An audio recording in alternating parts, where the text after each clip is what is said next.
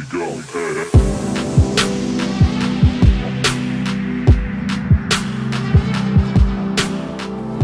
What's going on, Kicks gang? It's Kicks back with another sweet unboxing. Super happy to bring this to you. If you guys are new to the channel, feel free to subscribe and smash that notification bell so you guys can get all my videos on demand. Now, as I've talked about in previous videos, I am a huge Ultraboost fan. I'm basically really a huge fan in anything that is super comfortable and is really good for like walking, anything that kind of has that energy return, something that's got that cloud-like feel, something that's really comfortable on foot. And being that I am disabled, being that I have a lot of medical issues, I love the Jordans, the Jordan 1s, the Jordan 11s, pretty much all the Jordans.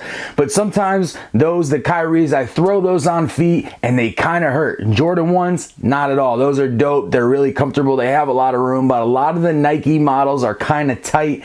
With my disabilities and things, sometimes my feet will swell and it's just tough to wear some of those brighter, crazier sneakers. But with that, Ultraboost has really kind of crept into some of my top lists of shoes that I have in my entire collection. Not because they're super rare, not because they're super hype, but because they're super comfortable. And I still say this till this day. I tell all my friends and family, if you don't have a pair of Ultraboost, get yourself a pair of Ultraboost. It is hands down the most comfortable shoe ever made, and trust me, I have tons and tons of shoes in my collection. As you can see, there's a bunch behind me. I have tons more sneakers that I've picked up in the past that I'm going to be reviewing for you guys. But with that being said, let's go ahead and get into the review. So I got the box here, a typical Ultraboost box with that yellow and white stripe. You've got your tag there, and then you guys have seen the Ultraboost box before, so I'm not really going to go in depth, but I do show these things just for people that are new, because although I've been collecting sneakers for a while and I have been a sneakerhead for a while, there was a time when it was my second or third pair of sneakers and I was looking to YouTube, to other sneaker YouTubes like myself, to basically find out, like, what is the box supposed to look like? What are the tags supposed to look like? What are the materials supposed to look like? So I always like to kind of give you guys a little bit of that education along with the review as well. Let's go ahead and get to the shoe. I'm not sure you can, yeah, there you go, you guys can see it. This is the Ultraboost Mid Multicolor, and this is actually my first Ultraboost Mid to be added to the collection, and I'm really excited, and I will tell you why. So a couple years ago, as most of you guys know, if you guys have been into sneakers for a while, they came out with the Kith Mid Aspen, which was a mid-top sneaker that had a really dope multicolor upper, and then had that, I believe it was a white cup sole like in the back. So I think it was like that white design. Yeah, it was white and then multicolor, but then again, it also had that kind of clear, I don't know, it's almost like a black clear iridescent mud guard on the side. So it's kind of, it's a mid, it's made, the knit is made to be a little bit warmer. It's got the mud guard, so maybe you could walk in a little bit of rain and the snow, kind of meant more for the fall and winter time.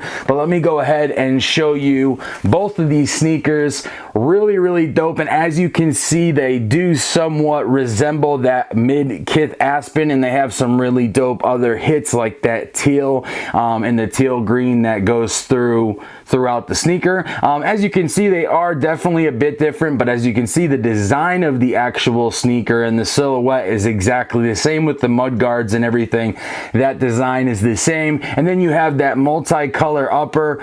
It's definitely darker. It kind of has almost a, you know, kind of like a Christmassy winter vibe, but it's super dope. It's super close to the mid Kith Aspen, and it's a hell of a lot cheaper. I'm pretty sure I got these, yeah, I got these for retail. I got so many sneakers, sometimes it's hard to remember, but I got these from Finish Line the day of the release, and I just haven't had a chance to get you guys the review. So let me go ahead and give you a couple close looks of the sneaker. That teal hit in the back for the pull tab.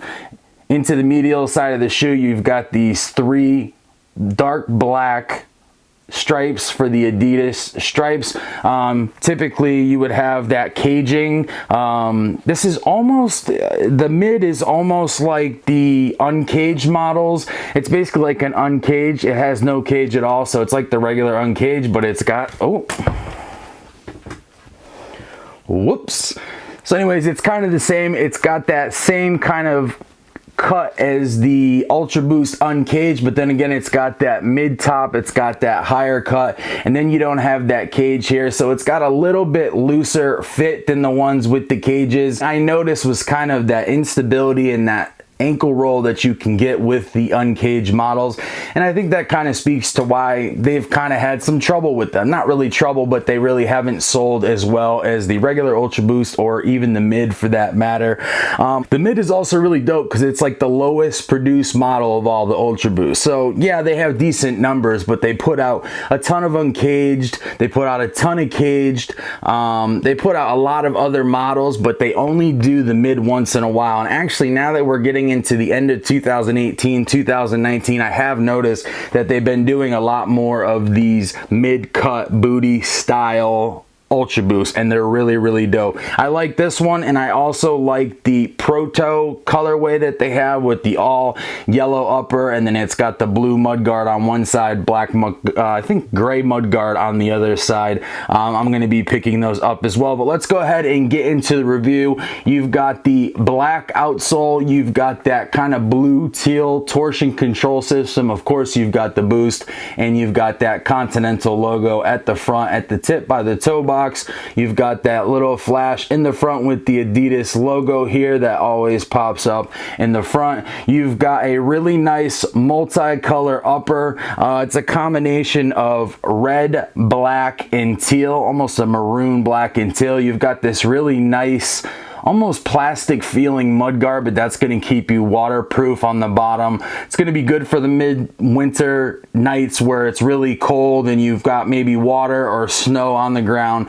Then where you would typically have the caging, you have that same kind of black design that you have on the mudguard that comes up for the 3 stripes. You've got the black sole cup here on the back, and then I'm looking at these for the first time with you guys, and then the Ultraboost design here, or the Ultraboost logo, in a metallic silver or metallic black. And then here up on the tongue is a really dope little teal tag with the Adidas logo, and the Adidas logo is not just like in the material, it's almost a, I don't know, it's kind of almost raised, so it's really, really nice quality. And the knit on this, you can just feel it's got that really nice stretch to it, but it's also thicker. It's definitely going to keep you warm. And then of course you've got that really nice teal hit on the pull tab in the back. And then wrapping around to the medial side, like I showed you a little bit in the beginning, you've got these black lace holders here on the side, and that kind of makes up for where you don't have the cage.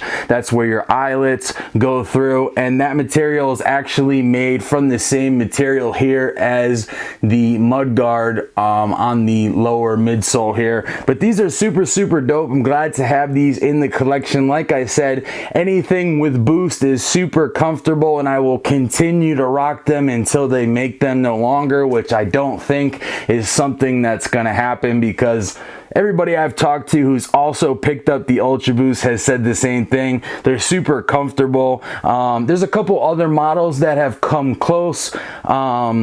The Under Armour Hover, what is it? The Under Armour Hover Phantoms are really good. They have a very similar outsole, and then they have a gel padded insole. And then they also have the Asics Gel Light Steve Aoki model that I picked up, which you guys haven't gotten an opportunity to see. But those also have that prime knit type upper, and they're just really dope. You guys know the prime knit, so I'm not going to get into the materials with that, but as you can see, it doesn't have the same stitching. It's a very similar stitching all the way across the toe box and the rest of the silhouette. As you guys have seen on the 2.0, the 3.0, and the 4.0, they all kind of have a different design or a different stitching. This is kind of the same all the way across, like the uncaged models will. And with that, guys, I'm gonna go ahead and wrap it up. Like I said, if you haven't gotten a pair of boosts, I would definitely recommend getting them. If price is a factor, the Pure Boost is a really good option and is a lot cheaper model. I think you can get those for retail for $120, $130. And if you really pay attention to the sales online, I'm always seeing less popular colorways of the regular Ultraboost 4.0 going for around $130. I've even seen them as low as $90, $100. They pop up all the time. Check out Soul Links and Boost Links. Obviously, Boost Links is really good for the Ultraboost, being that it is a Boost sneaker, but they always have updates on all the sales. But definitely, if you don't have a Boost in the collection, it's something I would highly recommend. Anyways, like I said, I'll wrap it up with that. If you guys haven't had a chance to subscribe, feel free to subscribe and smash that notification bell so you can get all my videos on demand. It's Heat Kicks. I'm out.